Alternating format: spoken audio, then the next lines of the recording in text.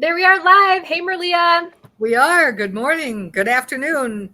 Happy Whenever whatever you day have it to. is. Yeah, Yep. exactly. Good to see Yep. you guys. Thanks for joining us again for another travel talk.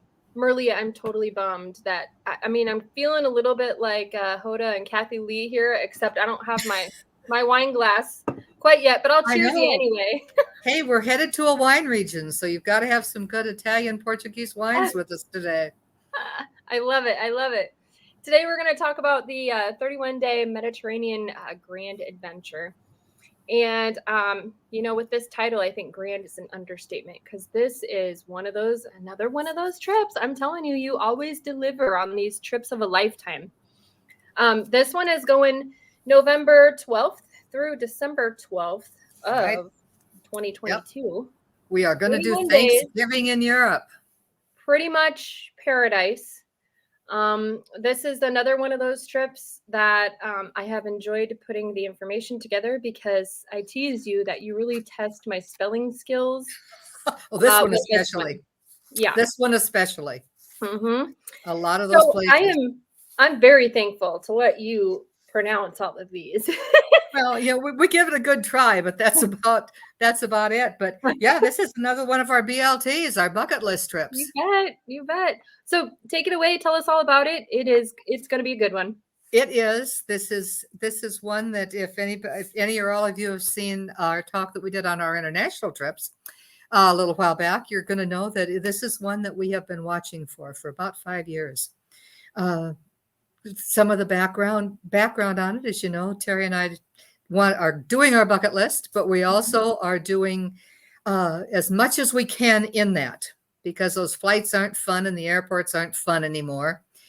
Getting to places isn't fun with a lot of the governmental requirements and the CDC requirements that we have. So when we go, we're trying to get as much into those trips as we can for the time. Hence, 31 days. Mhm. I just kind of evolved. Start out at 28 when we first advertised it or talked about it, and now we're up to 31 because we've added a couple things that we felt was necessary for going across the pond. Uh, with it. But it's a trip that we watched about 5 years ago. It came onto our radar. Many of you went to the Eastern Med with us several years ago, and we did the roamed and ended up in London for quite a few days and had some fun and hit France and those Eastern countries. This one we've been watching for because it is the Eastern Med. It's an area that has been on our bucket list for a while, and yet an area that had countries that we really didn't want to spend 10 or 12 days in. We wanted to be able to see the country, to see the highlights, but we just didn't feel like there was enough there that, in our opinion, that we wanted to spend a lot of time with. So we've been watching for this. The itinerary popped up. It was there 4 or 5 years ago, and all of a sudden it went off of the radar with all the cruise lines. And it has stayed off the radar until just late last year when all of a sudden I was playing around and looking again because I'd been watching it. It was marked. And all of a sudden it popped up. So we went in and grabbed space immediately for it. It is one that is selling out so fast that even some of the space that we had wanted wasn't there already. Some of the extra excursions we've looked at are sold out already. It's going to be a great trip. It's going to be a great trip. It's going to hit quite a few places that I think is going to make an impression on people. It's going to hit a few stops we've done before, but that's good because you never can see everything, where you are. It's kind of one of those phases in part of this trip that we're going to use, I guess, the term walk where Jesus walked, because that's going to be a couple of the countries we're going to see and give the opportunity for people again to do some things maybe that they grew up reading about or hearing about and seeing some of those places that made impressions on them and still do. And yet it's going to enhance and take in a lot of other places in that area in the East. We are doing it by ship. Some of that, again, for the security of the ship. You're only going to unpack once, and my gosh, for 31 days, who wants to pack and unpack and pack and unpack? I like to live out of a suitcase, but many of us do not. So we are going to be on board ship, so you know where your meals are if you feel like you don't want to try food in country, you can always be on the ship and have meals where you have medical treatment in case you feel you need something, where we know the cleanliness and everything is being watched 100% plus, plus, plus. So it's a trip that we hope that within some of these countries, we're going to make people feel very comfortable with as they go in also. So let's get started here. I'm bad with my pointers, we all know, but let's see if I can show you the map, kind of where we're going. Am I good pretty much here? That looks pretty We're going to good. do the Eastern Med. This is basically showing you main countries in the Eastern Med, of course, are going to be Greece, Italy, Turkey, Israel, and then we head on through. So that's kind of our route with it. And again, with our flyers, we've got a map on the flyer. So we've got plenty of these in the office. Let us know, or let me know if anybody wants a flyer on it or is interested in on this. It is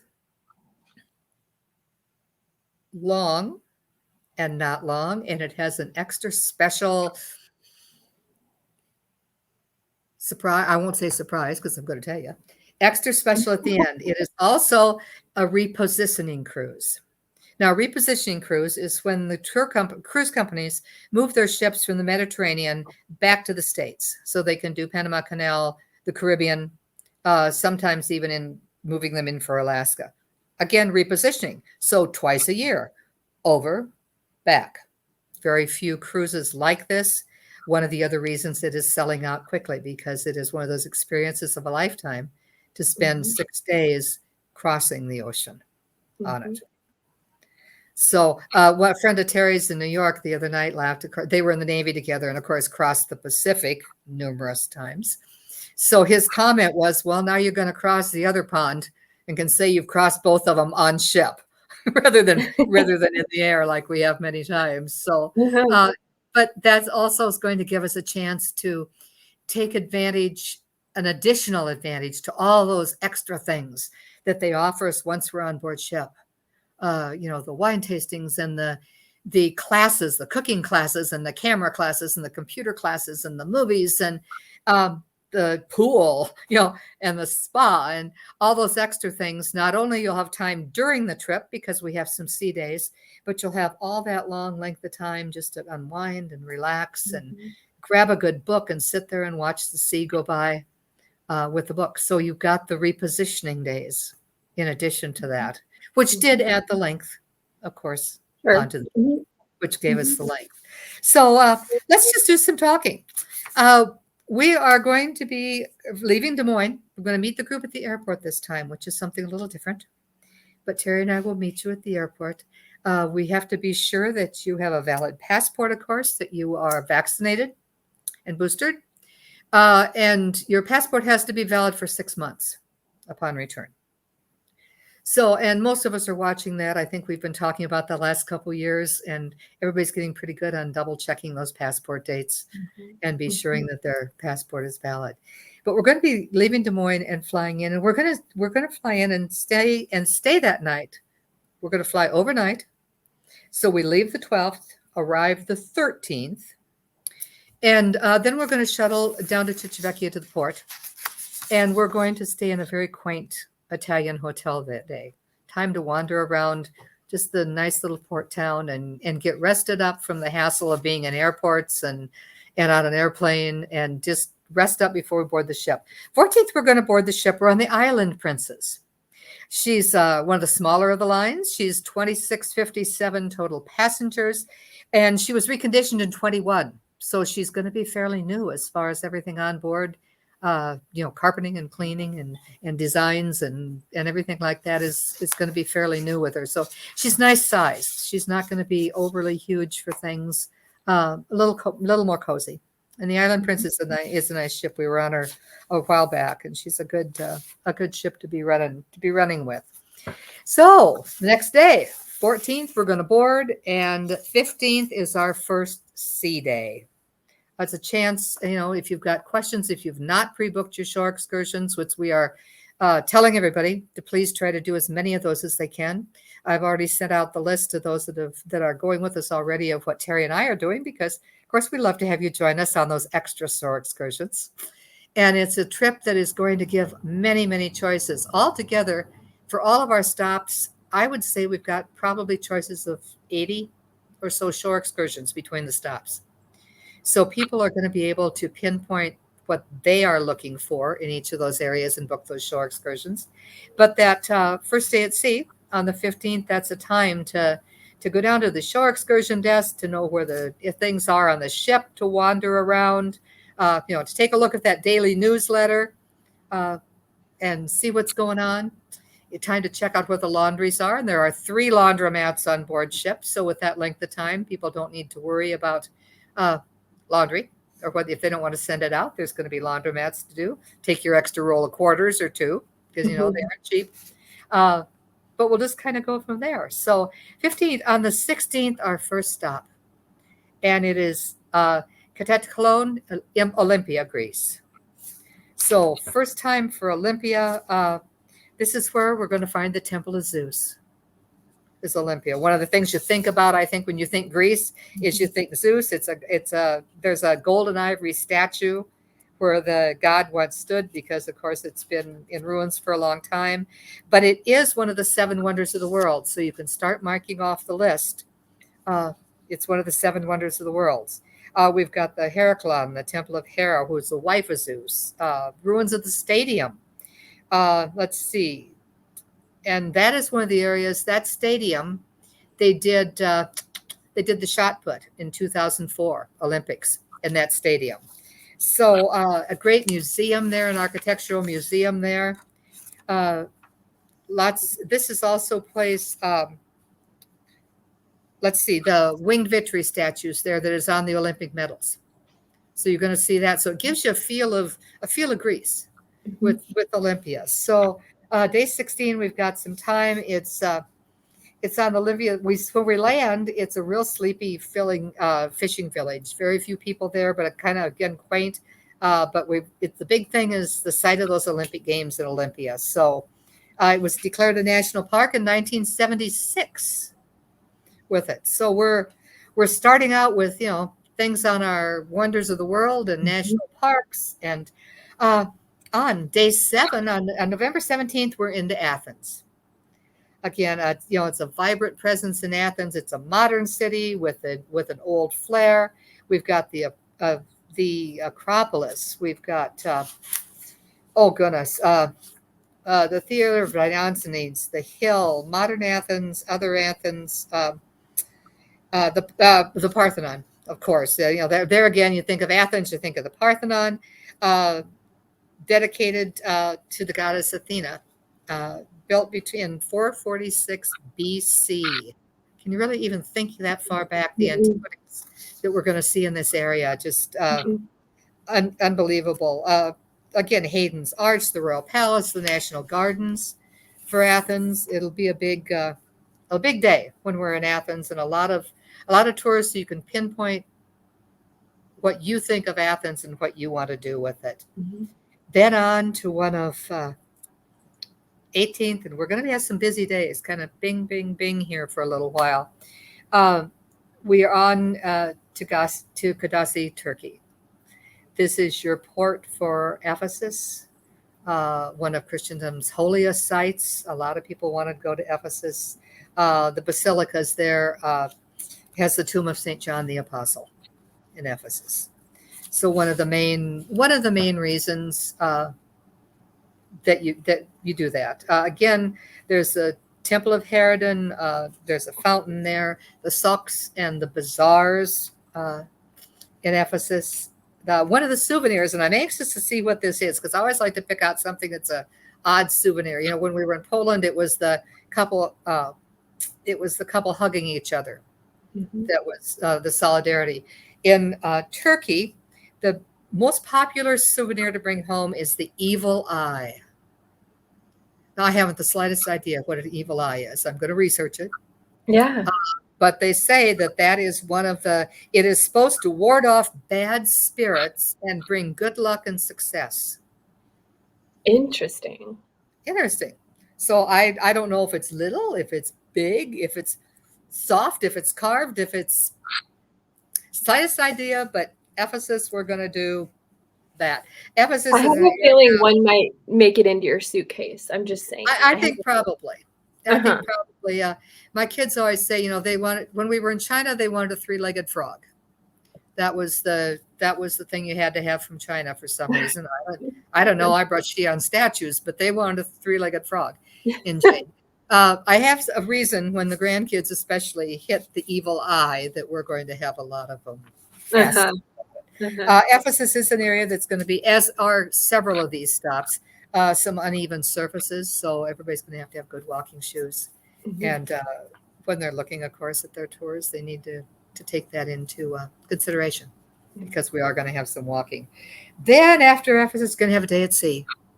You've done some walking. You've got time just to relax and go, oh my gosh, get my feet in shape stick them in the hot tub or something and get them in shape for the next day. Because our next stop on the 20th is our first of our Israel stops. That is Ashdod. That is your stop for Jerusalem and Bethlehem. And again, we'll have many, many tours to pick out what you want to do.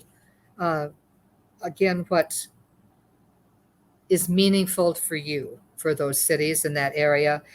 Going into Jerusalem, everybody will drive the Road of Courage, which takes you through the hills of Judea into that beautiful walled city. Most of the tours are going to stop. You've got the Mount of Olives. You've got the Garden of Gethsemane. The Western Wall, of course, is going to be here. Dome of the Rock with Temple Rock. You'll drive probably or even walk the Villa Dolorosa, which is the Way of Suffering, Church of the Nativity in Bethlehem, which will be your second stop if you decide you want to do a Jerusalem-Bethlehem day. You can do a Jerusalem day. You can do a Bethlehem day. You can just sit in the countryside. Again, a lot of choices. If you go over to Bethlehem, of course, it'll be a chance for the Church of the Nativity in Bethlehem.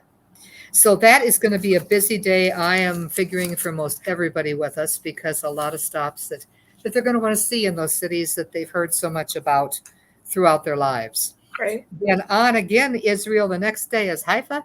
That is Nazareth and Galilee from that port city. Again, the Mount of the Beatitudes, where we got the Sermon on the Mount.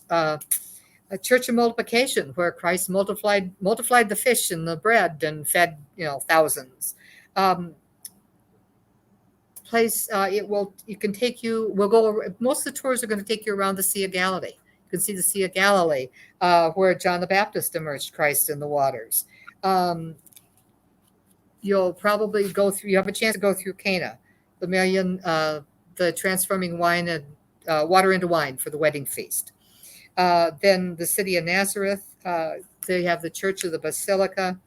This was consecrated in 1969 was the consecration there, and it is the largest Christian church in the Middle East in Nazareth. Wow. That's where Gabriel appeared to the Virgin. So a lot of things, again, you'll go through the hills with the Bay of Haifa, the gardens around the temples. Again, a busy, long day on most of those tours, but you can do short or long to pick out many of those biblical cities that we've heard of so much in Israel with it. Like I said, busy the first few days when we're headed back through. Other interesting part on that is credit cards, always work when you're traveling there. And most of these cities, Terry's been researching, most of the places are going to take euros. Turkey, we may have to get some lira. But when we are in Israel, we have to have shekel, which is the currency of the country. They do not. They don't take euros. So it's going to be okay, we better hit the stands at the airports also and get a little bit of cash here with us if we don't want to max out those credit cards quick. On to our next place, our next little island, Cyprus. November 22nd, Limassol, Cyprus. This Cyprus is considered the crossroads of the Eastern Mediterranean. Historic sites, Crusader castles in Cyprus. It's subtropical. It's the third largest island in the Mediterranean after Sicily and Sardinia, and we are going to see those also. It has a very divided personality, which I found interesting. It's 175 miles east of Greece, 47 miles south of Turkey is where Cyprus lies. So it's been influenced by both cultures, but the island is physically split with it. The Republic of Cyprus has the southern portion of the island, and the Turkish Republic has the northern third. But that northern third is not recognized by the United Nations. It's kind of a, different cultures, unique place for culture and history. Cyprus has Aphrodite's rock, the birthplace of the goddess Aphrodite or Venus in Greek culture. There's also a Roman villa there called the House of Dionysius. It was the mosaics there were only discovered 50 years ago, but it's a 14-room, Roman villa. It dates back to the 2nd century, and you're going to have a chance to be able to see that and walk through. Something that is just, treasures the treasures and discovering these things this late from that time is just quite something that people are going to be able to see. There's a lighthouse there, Paphos Lighthouse, St. Paul's Pillar, where Paul was tied in 45 AD. So again, picking up some things that you've read about, you've thought about on the island of Cyprus. On the 23rd, next island on the way in the Greek Isles, we are going to be in Rhodes. Gorgeous island. It's known for its picturesque villages, lemon and orange orchards, olive gardens, vineyards. Cheers. But it is first stop, and where you see most of the places after we get, there's quite a few historic sites there. But the one is the harbor where the Colossus of Rome, one of the 7 wonders of the ancient world, once stood. So Rhodes is where you're going to be able to be there. Today there's just 2 columns of a male and female deer that stand there guarding the harbor, but it's still, quite something that it was like, oh my gosh, here it was, and we're going to see where this was. The Temple of Athena is there. There is a jewelry factory. Rhodes is one of the places that has a very unique factory and museum, and if you decide you want to go see it, it produces a lot of jewelry right there. But Rhodes is a place where it's a good place to pick up the Greek design jewelry. It's the gold with the squares with the design on it. And Rhodes is where is known for their jewelry and their gold in the area. So that's one of the places where usually people tend to pick up that type of thing. 24th is Happy Thanksgiving. Happy Thanksgiving in the Eastern Med. Trust me, you'll get turkey on board. I've never sailed at Thanksgiving yet that they haven't offered us turkey. Not like grandma doing it, but it works. But Thanksgiving Day, we are in Mykonos. Again, oops, did I just hit something? You're just fine. Nope, you're still here. Okay, looks like I lost you with something, but that's okay. I'll quit bumping things around. Mykonos is, again, from Mykonos, you can see the island of Delos, and the island of Delos is the birthplace of Apollo and Artemis, the Roman twin gods. So we'll be able to see it from Mykonos.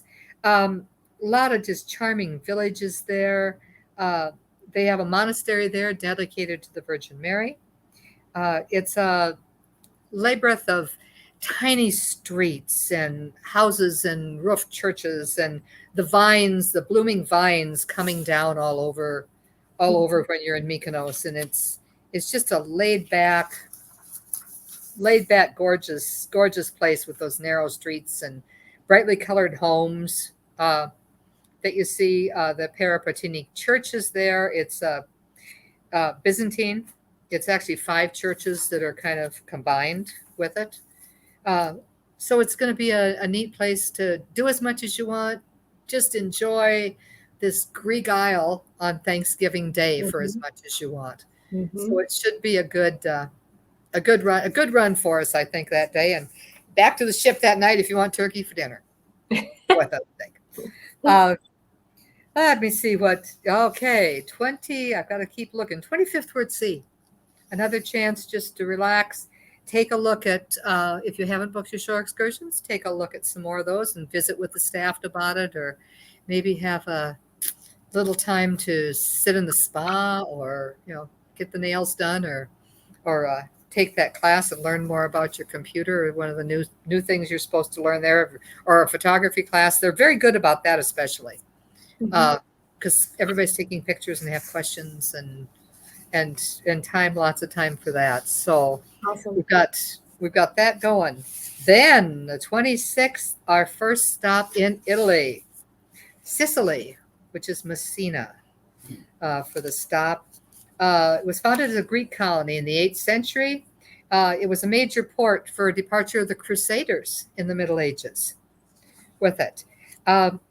In Messina, you have the world's largest astronomical clock over there.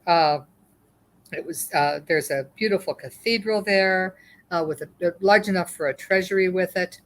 The statue of Neptune is there.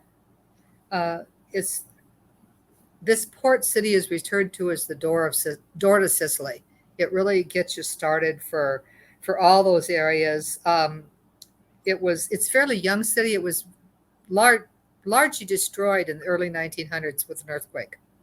So itself, it doesn't have that real old feel. It's quaint, but it's a newer city because of that. So you've got a good blending, but that Cathedral Square is quite something. With the statues, there's a statue in the town square, I believe. It's a statue of Orion, and it is said it was who was one of the mythical founders of Messina. The statue was built to commemorate the aqueduct system, which we see a lot of aqueduct systems in those countries. But it symbolizes the four rivers: the Tiber, the Nile, the Deboroi, and the Camaro. This statue, so it's kind of a neat statue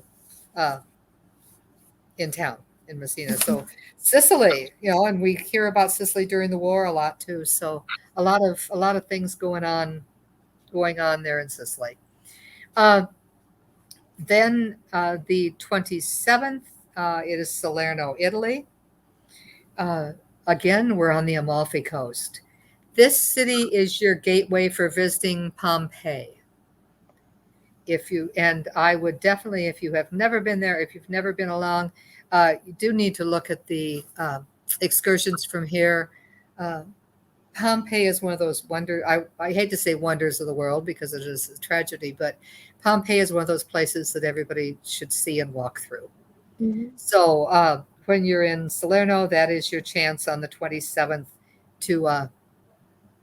for Pompeii. That's your closest plan there on the Gulf, and it's a good chance for it. Then on November 28th is our day in Rome. That is, we're back in Rome for those that have not been in Rome or those that have been there. The Eternal City. Rome is one of those cities that you can spend a lot of time there and never see everything that there is in Rome to see. The 7 fountains, the Vatican, for those that want to tour the Vatican. I always say be sure you get on an early morning tour because it's going to be very busy if you want to see the Sistine Chapel, which ironically is much smaller than people think. It's about the size of my living room. You've got the Colosseum, you've got the catacombs if you want to go out and do the catacombs. Got to throw a coin in the fountain. You've got to walk the steps. Rome is one of those cities. I think there are 25 optional tours offered for everybody on this trip. So you'll have a chance, if you've got some highlights you want to see, you will have a day plus in Rome just to see the Eternal City and say, hey, I've been there and I love it. And Rome's one of those places I may go back to. Mm-hmm. You can always go back to Rome. Rome at night is one of those cities, kind of like Paris at night, and some of the other places that they light, Budapest, that they light all the main attractions, and it's a lovely city. It's a lovely city, and one of those places everybody needs to go. Leaving Rome, we're headed again, still in Italy, to Sardinia, which is Cagliari. That's one of our most intriguing ports in the Western Med, founded by Phoenician traders in the 7th century, BC even. So remember, we're 7 BC, not AD. It's a Carthaginian. It was a Carthaginian colony. It is a Roman seaport. Beaches, waters, scenery. It's also known for its music and dance. So this is a chance if you want to see some of the history and the folklore of the area and of Italy. This is the chance on one of the excursions to go out and have a glass of wine and watch the folk dancers and the colorful guard. They are known, of course, for Madeira wine, which is that sweet dessert wine and local there. It's called Mirto. Mirto. We say Madeira wine. Mirto is the name of what they usually serve over there with their wines and cheeses and things. But it's a neat port. They have a salt works there, a beautiful coastline in Sardinia. So mark another main city here off, and we're going. 30th, we're at sea again. Again, you've been dancing with the folk dancers and drinking Madeira and wandering around Rome. So it's time for a relaxing day at sea on the 30th. Because on December 1, we are in Malaga, Spain. We've knocked off another country. Mark that one off on it. This was the chief port for the Kingdom of Granada, the last stronghold of Moorish Spain, is Malaga. It has the fabled Alhambra. They has landmarks. There's a cathedral, the Alcazaba, the Royal Chapel, which is the final resting place of King Ferdinand and Queen Isabella. Very Renaissance. The construction on the tower at the cathedral began in 1528. It was interesting on that. It was completed in 1782. There was supposed to be a second tower on that cathedral. And it was never completed because the money was given for the United States to fight the British in our War of Independence. So they never had a second tower on that. So it's known as La Menquita, the one-armed lady or the one-tower lady on that. And this is also the city where Picasso was born. So there is a lovely Picasso museum there with some of his works and some other great artists' works. So if you're into the art and definitely want to see Picasso's home and or birthplace and some of it, this is the time to do it. And in addition to visiting the Moorish fortress, the Alcazaba, when we're there. So it's a good stop. Again, a busy stop in Malaga. But it's a neat city. The last time we were there, it was amazing. We saw everything we needed to see, and we still had time. And so it's a good fun port for December 1st, kicking off December in the Med. Then December 2. Think Bogart, Bergman. Here's looking at you, babe. We are in Casablanca, Morocco. One of those busiest port in North Africa. It's a blend of old and new and familiar and exotic. It's a commercial city with an old heart is how they describe it. You've got the souks, the cobbled alleys, the bazaars, minarets, medinas. It's the gateway to the interior and a chance to visit what they call the exotic imperial cities of Morocco, which is Rabat and Marrakesh. And again, optional tours.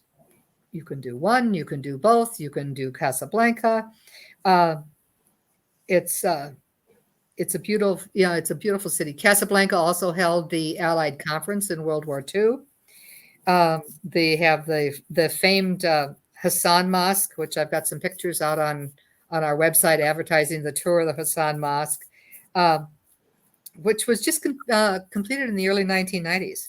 But it's vast. Believe it or not, that mosque can hold 25,000 worshipers inside and 85,000 on the esplanade outside. Wow. So it is a huge, it is the world, it has the world's tallest minaret, 650 foot tall. And there's a laser beam at night that points to Mecca from the top of that tower. So it is quite something to see. Again, the socks, they'll, here we are. It's, it's Casablanca. What else can you say? Yeah. It's Casablanca. It's Bergman and Bogart. With everything else. Rabat, which is you're able to see on one of those, is the official home of the king with the royal palace in the gardens. The Hassan Tower again is there. Or you can go on to Marrakesh. So you've got some options there for your day on what you want to do. But Casablanca is one of those stuff we have gone by. Well, especially when you do the Eastern Med, you go through the Strait and you're able to see some of this. But it's like, oh, I'm really going to stop. We're really going to be there. It's just cool. It's just with it. So Casablanca on the 2nd, a day at sea on the 3rd, because I'm sure we're going to be so busy in Morocco that we're going to need that day at sea. Yeah, just unwinding and going, oh my gosh, look at this, I bought this, and look at this, I bought this. And I keep thinking of the fabrics and the just fun. So it's sea on the 3rd, then on the 4th, another country. We are in Fuchan, which is Madeira, Portugal. That is the Funchal, I'll pronounce it, is named after fennel. That's what they grow there. That once flowered there all over the countryside was fennel, believe it or not. It's the largest island in the Madeira archipelago. It was discovered in 1419. It's noted for its wines, hand embroidered items, and wickerware. So your Portuguese embroidery, which I brought a unbelievable tablecloth home the last time I was there, like $30, and it's huge, but a beautiful hand embroidered tablecloth. But the embroidery and wickerware.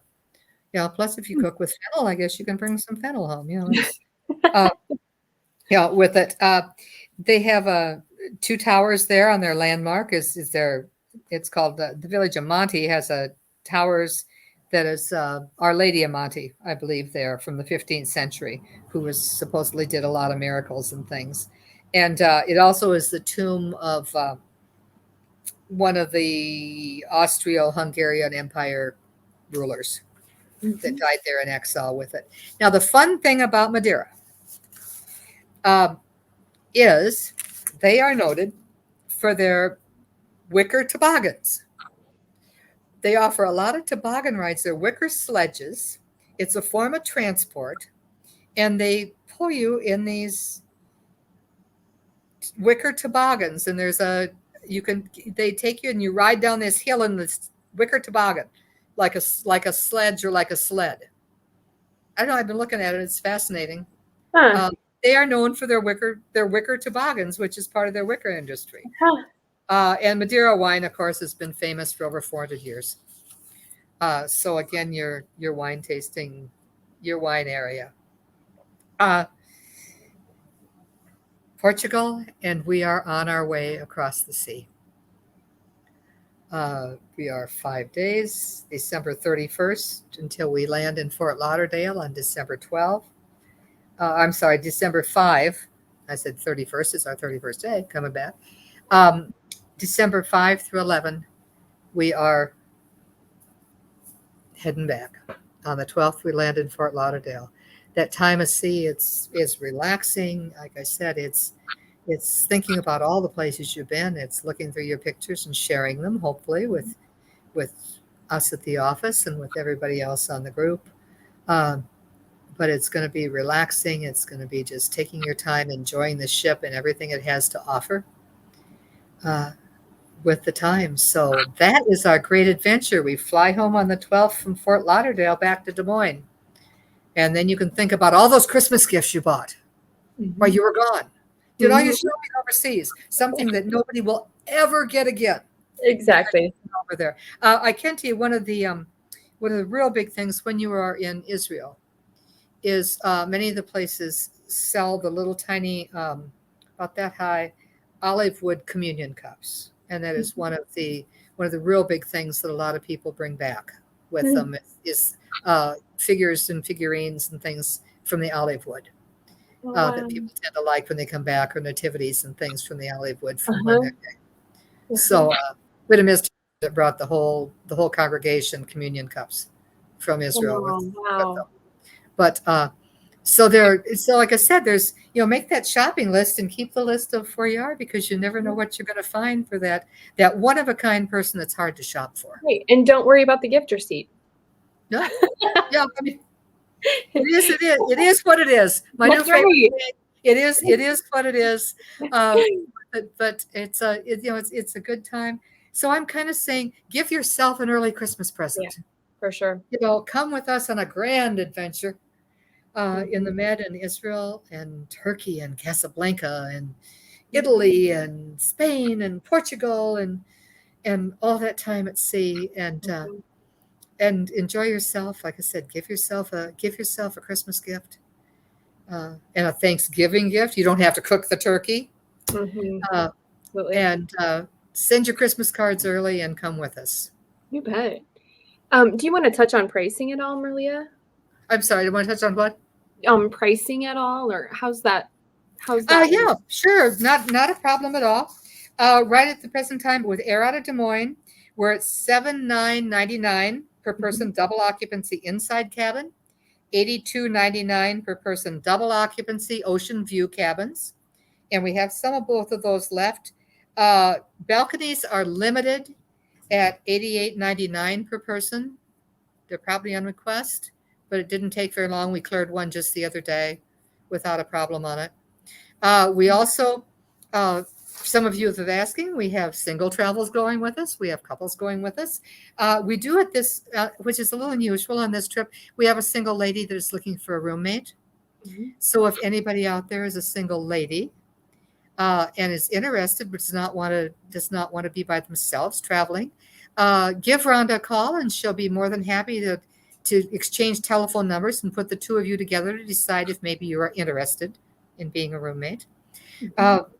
We're getting close on this. We have air contracts on it, and we're getting close enough, and space is getting tight enough. They are starting to pull our cabins from us already, even though it's only July and it's a November trip. They're starting to pull our cabins, and as everybody has heard with things that are going on with our airlines right now, we do have an air contract at the moment, and we want to be sure that everybody gets on that.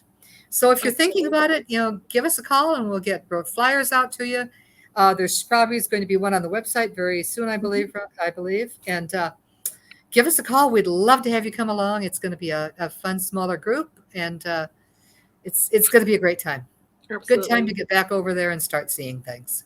And I think, this trip is, it's a prime example on why group travel is so cool. You get to have an experience of a lifetime together. You may go with people you may not, and you'll end up probably making some great friends, some lifelong friends. You'll make connections. It's going to be something you'll experience together, right? That's one of the things we always like to do, especially with the excursions. We will have a place to dine together in the evenings. If you want to join us, we will definitely have a table. But I always let people know what Terry and I are doing. And like I said, you're more than welcome to join us if you feel better about coming someplace where we are, even though we have excellent guides on all of these. But in the evenings especially, it's always fun to sit around the table at dinner and hear where everybody's been. If you've done different shore excursions and say, oh, I saw this, and oh, maybe next time if I come back, I want to do that. Or, oh, you saw this. Did you have a picture? I didn't get to go there, and I'd like to at least have a picture of it. So that's one of the fun things about dinner in the evening is sitting around and visiting about that.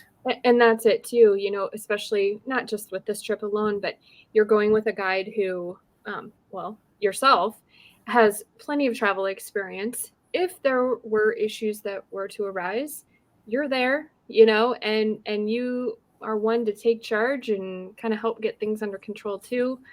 A third reason for, traveling in groups, I heard you say it plenty of times, you've done the research. So you know where you want to go, everything you need to see. You have jam-packed this trip into all the must-sees and must-dos. You know what money you need where, and I mean, the work is done for you. You get to go Hopefully. just enjoy this 31 days now. And Hopefully. yes, we'll I think cross the our hardest part is going to be deciding what extra excursions everybody wants That's to do. right. 'Cause there's so many choices. What a problem to have. Well, yeah, I tell you, we started way last fall, once we set this up, looking at excursions, and it takes quite a while to read through a lot of those and Yeah. decide what's open. And one may have one thing you want to see, but you don't want to see the rest, and then you want to see this one, and you don't want to see Right. this one. And but it gives the option. If you don't want to do a darn thing but walk around that part, you can.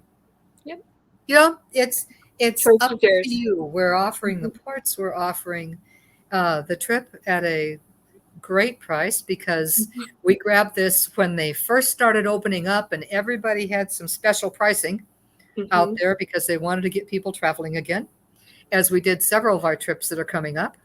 And so we've got it at a great price, at a great cabin. The air is there out of Des Moines, which Yep. you aren't going to have the hassle of how am I going to get checked in and get Yep. up to my gate because it's Des Moines, Iowa. Yep.